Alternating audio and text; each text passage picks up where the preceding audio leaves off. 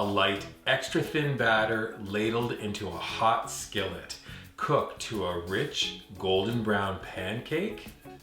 And then we fill them and we roll them or we fold them. But wait, there's still one more claim to fame. They are 100% gluten-free. Yup, today, gluten-free Swedish pancakes.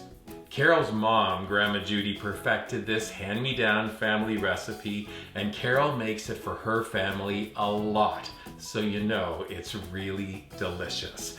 3 pro tips coming your way, but make sure to watch this video all the way to the very end because you're not going to believe what we do. Different things to make these pancakes even more delicious. Let's go. Pro tip number 1 is about the batter. There are only 6 ingredients. The eggs are at room temperature before you begin. Start by taking 2 cups of gluten-free flour. We're going to add a 1/4 cup of granulated sugar plus a 1/4 teaspoon of kosher salt. Let's stir those ingredients together. I just want to make sure you caught that. 2 cups of gluten-free flour, right? Sure, you can make the recipe with all-purpose, but nowadays I think it's always great to have a superior gluten-free breakfast recipe at the ready. This one is so delicious, you're going to be making it again and again. Next, let's continue with that batter. Place 3 eggs into a bowl or large measure. Add 2 cups of whole milk plus the dry mix. Whisk the heck out of it to remove all of those lumps. Then add the remaining 2 cups of milk plus 2 tablespoons of melted butter. Whisk and let's get ready to make these pancakes. Second pro tip is about temperature and technique. Our temperature is moderate and we're gonna preheat our skillet before we begin. In calling for moderate heat, I want you to start with a 6 and then tweak the temperature up until you find your sweet spot. Mine is around 7. Let me just say, as you work to find that sweet spot, maybe the first or second pancake are not gonna work out. It's okay, eat them anyway.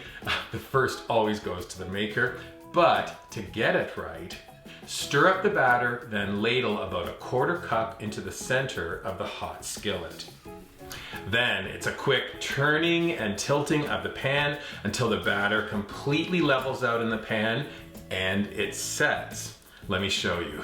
Add the batter, tilt and turn. Eventually the batter stops moving, it sets, and you place the skillet back down onto the heat and leave the pancake to cook. Now, pro tip number 3, to flip or not to flip? That's the question. If you're working with a Teflon pan, the pancake will be easy to flip. But I discovered I like the no flip method. Watch this. Where you cook the pancake until the surface loses its sheen, it goes dry, but the edges get perfectly golden. We run a silicone spatula all the way around the edge of the pancake, go as deep underneath as you can. You can also lift the pancake up to look down to see the underside. It's a gorgeous, rich golden color. Now that the edges are loose, you can flip the pancake from the skillet onto a clean plate. Next up, you continue to cook off the remaining pancakes. This recipe will yield at least 12 pancakes. If you use a smaller skillet, you'll have even more. So now I've got a stack of Swedish pancakes. Let me show you how I fill them. But before I do, for the no flip version, I was thinking, hey, one side is looking a little pale. Here's how I solve that. By inverting the stack. Now the pale side is up. We're gonna be filling that, dressing it up so that the darker golden side will reveal. It's a nice look for presentation. Okay, time for Swedish pancake dress up. Simple. A sprinkle of cinnamon sugar all over the surface, then we roll it up, sprinkle a bit more cinnamon sugar, ready to be enjoyed. This first simple treatment, no cutlery required, so jazz hands only to enjoy. Another simple idea, let's use jam. Similar treatment, I'm using homemade strawberry rhubarb jam. You can spread it across the surface, then we're gonna roll it up.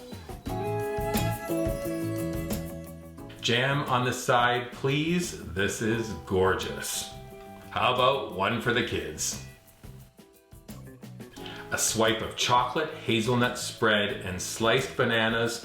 Notice how I've added the chocolate to 1/2, but the bananas just to 1/4. Fold over and then back over again onto the bananas. Kid-friendly chocolate banana pancake triangles. How about this? Fresh fruit and cream. I'm going to use strawberries and blueberries, but all fruit works with this application. Spoon fresh fruit onto half of the pancake. Add a dollop or 2 of fresh whipped cream. Fold the pancake over, nice half circle, a little bit more whipped cream, and then a berry garnish. Love it. Lastly, my favorite, keep it simple. Fold plain pancakes into quarters onto a plate, then maple syrup, maybe a little bit of fresh fruit. Something delicious and gluten-free awaits. All you gotta do is make it. I'll list the full recipe for you up at weekendatthecottage.com. This video is playing right now on our dedicated YouTube channel. We ask that you subscribe to our YouTube channel, and then finally, take a picture of your beautiful pancakes when you make them. Post them using hashtag weekendatthecottage on your favorite socials. Rolled, sprinkled, filled, folded. These gluten-free Swedish pancakes. Perfection on a plate. Enjoy.